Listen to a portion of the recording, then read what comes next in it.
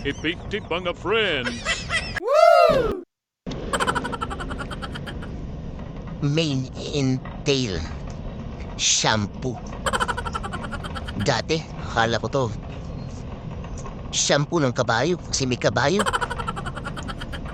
Yung pala, shampoo ng mga person to. Na mga man, woman, ng tao, in short.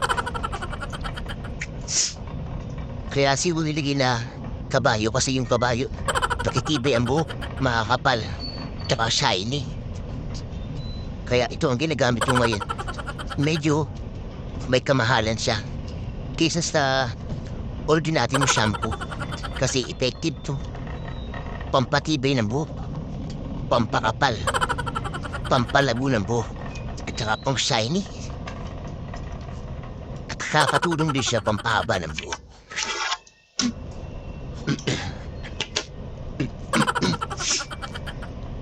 Dati itong buhok ko, hanggang bewang na to, lumipis na. Kaya, pinabawas ako ng 2 tangkal. After using ko neto, umahaba ulit siya at naging pantay ang tubo. Kumapal pa.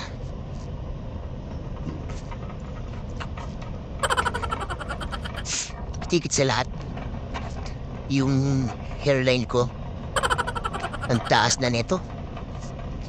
Pero nangyari, tumubo ulit yung mga buho ko dito. Bumalik sa dati.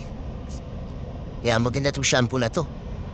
Kung ako sa inyo, gamitin niya to. Huwag kayong maignorante na may kabayo dyan.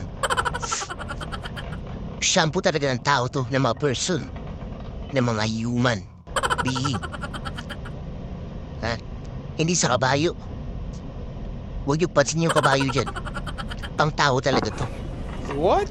Pampapalabo. Bro, what are you talking about, Pampalago. man? Pampatibay. What? Pampashiny. Bro, what are you talking about, man? Minsan pag may shampoo ko nito, pinapahiran ko din yung to. Dito at saka dito. Kaya kumakapal sila lalo. Itong kilay ko niyaliyong ko rin, sinashampuan ko rin. Kumakapal siya. Effective mga friends. Kaya, ano pang hinihintay nyo? Bumili na kayo neto. Ano ko? Imported to. Galing United Kingdom pa. Tapos ibiniyay sa dagat. Puntang Pilipinas. Galing United Kingdom. Ba? Yung mga tao doon Your Highness, Your Highness. My Highness, My Highness. Mayayaman. Dugang bugaw. Hindi nila sa Pilipinas. Alangan naman, ako lang gagamit nito. Ako lang bang dugang bugaw dito? Kayo, pwede na tayo maging dugang bugaw. Kaya nyo rin gumamit nito. Kaya, ano pa ninday nyo? Bumili na kayo. Gumaba yung buhok nyo, kumapal, lumago, yung mga headline nyo. Bumalik sa dati, hindi tumaas. Kayo, gusto nyo ba magkaroon kayo ng pare-paran dyan sa lupin nyo ng aeroplano? Bumili na kayo nito. Ano po? Tara.